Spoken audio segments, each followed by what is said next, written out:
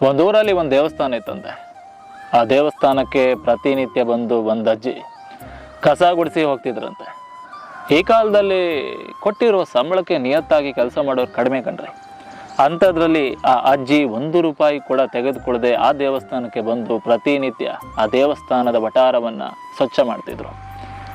ಆ ಅಜ್ಜಿಯ ಆ ಶ್ರದ್ಧಾಪೂರ್ವಕ ಭಕ್ತಿಯನ್ನು ನೋಡಿ ಮೇಲಿರುವಂಥ ಭಗವಂತ ಆ ಅಜ್ಜಿಯ ಎದುರು ಬಂದು ಕೇಳ್ತಾನಂತೆ, ನಾನು ಭಗವಂತ ನಿನ್ನ ಈ ಶ್ರದ್ಧಾಪೂರ್ವಕವಾದ ಭಕ್ತಿಗೆ ನಾನು ಮೆಚ್ಕೊಂಡಿದ್ದೇನೆ, ನಿನಗೇನು ವರ ಬೇಕು ಅಂತ.